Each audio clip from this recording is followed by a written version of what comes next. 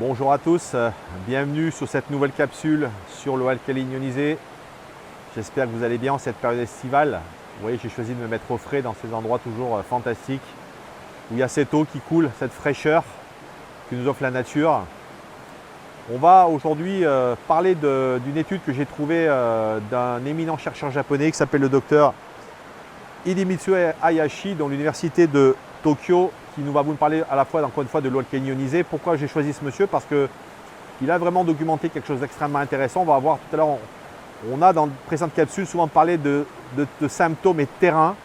Et vous allez voir qu'il a une analyse extrêmement pertinente, notamment sur l'eau alcaline ionisée, sur ce sujet. Alors je vous le rappelle, cette chaîne ne fait aucune allégation médicale. Je ne suis pas médecin, si vous êtes malade, c'est évidemment un professionnel de santé qu'il faut rencontrer. Je suis juste là aujourd'hui pour vous donner quelques clés de santé et notamment le fait de boire bien sûr une eau de qualité. Vous le savez, je produis 2 capsules par semaine, une le mercredi, une le dimanche. Et vous avez la possibilité sur la page d'accueil de ma chaîne YouTube de prendre rendez-vous avec moi via un lien Calendly qui vous permet de prendre rendez-vous en fonction de vos disponibilités et des miennes, en fonction de vos questions sur votre ioniseur ou sur différents sujets comme par exemple les ondes électromagnétiques haute fréquence. Alors vous le savez, j'ai opté il y a une quinzaine d'années pour une solution japonaise d'eau alcaline ionisée, un ioniseur. Alors pourquoi j'ai choisi le Japon? Parce que vous savez, je vous ai souvent dit que finalement, qui est-ce qu'on écoute?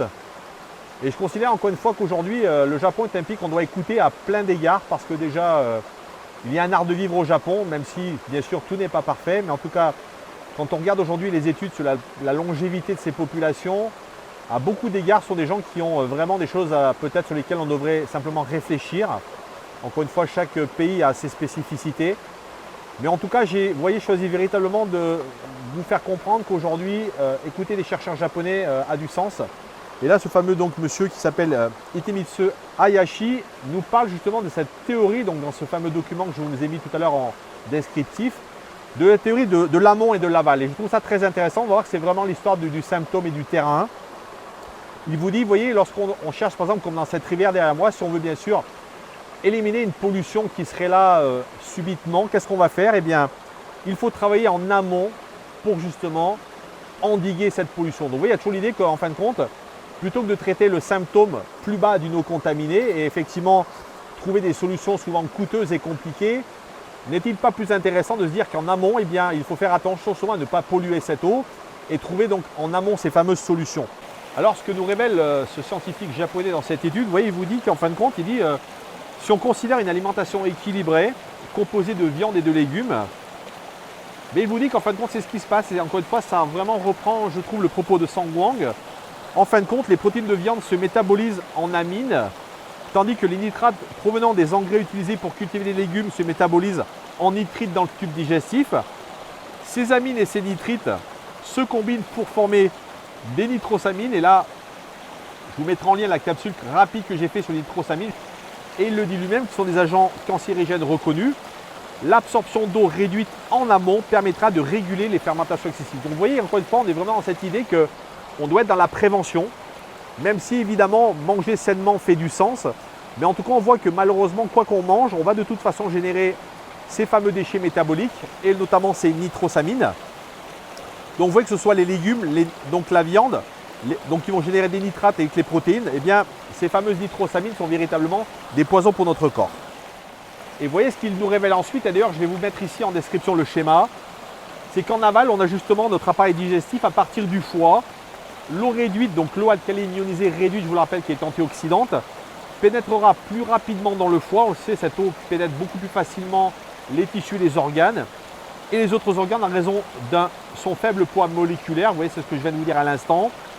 Et d'autre part, en raison de l'allègement moléculaire de ces clusters, l'eau réduite avec ses électrons négatifs capte l'oxygène actif, empêchant les radicaux libres d'attaquer les cellules saines. Donc vous voyez que à la fois la théorie de l'amont et de l'aval se révèle être extrêmement intéressante. Donc on comprend assez facilement que pour ce professeur, l'eau alcaline ionisée représente un spectre extrêmement complet, surtout en amont déjà, mais également en aval. Vous voyez, finalement, pour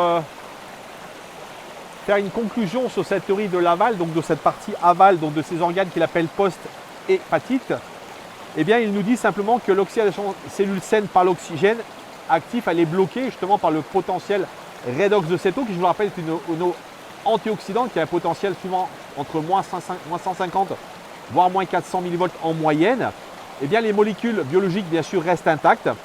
Les maladies liées à l'oxydation excessive des molécules biologiques sont évitées voire bloquées. Donc je crois que c'est vraiment dans ce sens-là qu'il faut comprendre l'eau alcalinisée comme un outil de prévention, comme bien sûr encore une fois une alimentation de qualité choisie. Donc on voit que véritablement, vous voyez ici là, cette théorie de l'amont, de toujours en amont faire attention à un certain nombre de choses, reste pour moi quelque chose, je trouve, d'extrêmement pertinent en termes d'analyse. Voilà, j'espère que cette micro-capsule vous aura permis de comprendre toujours la théorie du symptôme et du terrain. Est-ce qu'on va continuer à s'attarder sur nos symptômes et à prendre un médicament ou prendre des choses qui vont être là justement pour simplement masquer le symptôme, ou est-ce qu'on va plutôt s'intéresser à finalement la nature de notre terrain, comment on peut faire en sorte que notre terrain eh bien, soit trop pollué, que notre terrain soit en proie justement à toutes ces pathologies. L'eau alcaline ionisée, c'est 3 propriétés. La première, c'est une eau alcaline qui, tel un buvard, va tamponner l'excès d'acidité de votre corps et de vos cellules et renforcer le niveau de vos tampons alcalins. La deuxième, c'est une eau antioxydante, donc qui va lutter contre la rouille cellulaire, à la fois donc celle de vos cellules à l'intérieur de votre corps, mais également celles qui vont conditionner l'apparence de votre peau et l'apparition des rides prématurément. Et la troisième, donc c'est une eau hexagonale, donc qui va favoriser une meilleure assimilation des nutriments, mais également un meilleur nettoyage de tous les déchets métaboliques dont ce professeur japonais émérite nous parle dans cette publication. Voilà, je vous dis à très bientôt. Prenez soin de vous.